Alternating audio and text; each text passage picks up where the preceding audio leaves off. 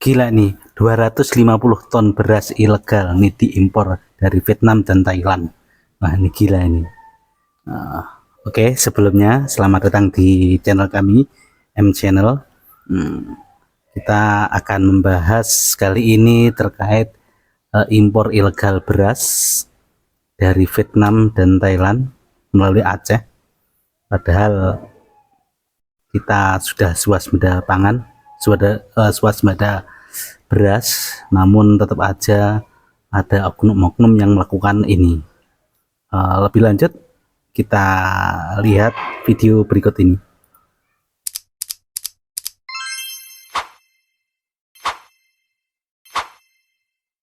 Kami terima laporan tadi Ini sekitar jam 2 Pak Amran bahwasanya ada beras masuk lagi melakukan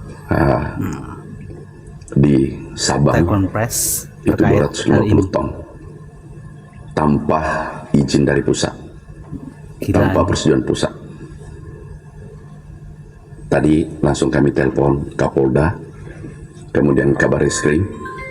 Itu memang Pak Amran ini modelnya Kemudian gercep dia Pak terkait seperti Pangdam ini.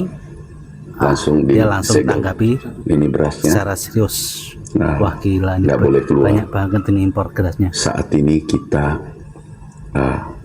beras kita, stok kita tertinggi, tapi ada beras masuk tanpa seizin Padahal stok pusat. berasnya itu paling ini, banyak-banyaknya nih.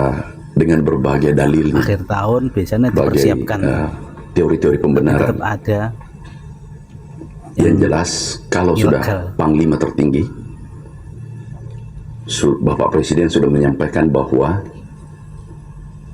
tidak boleh impor karena stok kita banyak. Ya, seluruh warga negara Indonesia, apalagi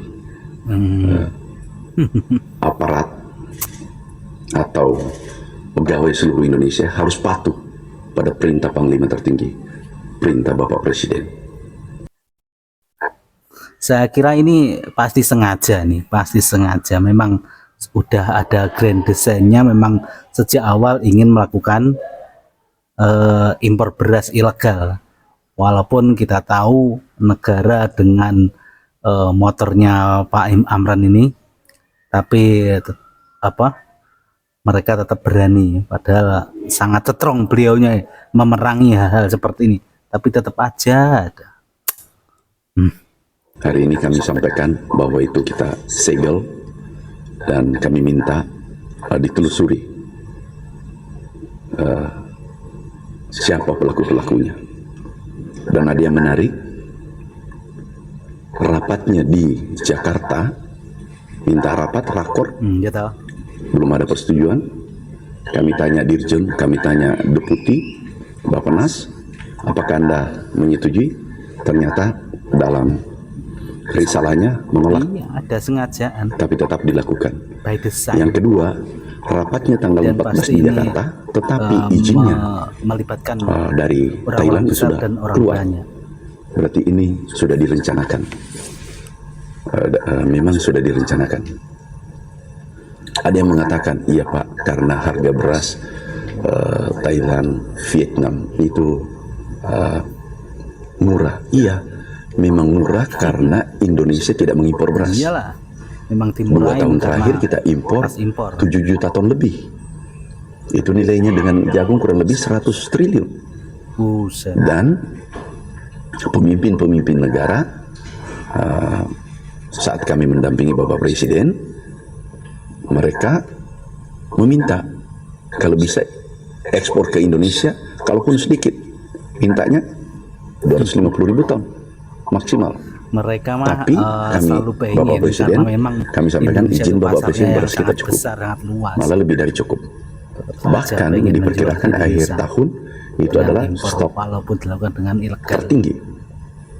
Kami perkirakan karena tinggal 1 bulan. Nah, sekali lagi, saudaraku, sahabatku, semua kami ucapkan terima kasih pada tim bergerak cepat dan menyegel, tidak mengeluarkan beras yang masuk ke Indonesia, ke Sabah. Bahkan sesuai kami dapatkan juga laporan Tapi kami sementara baru telepon Kapoldanya juga di Batam ada yang masuk, tetapi itu belum bisa dipastikan. Tapi yang pasti adalah dari Sabang, Oh, di Sabang. Aceh. Aceh. Jadi ada alasannya, itu daerah zona bebas perdagangan, free trade zone.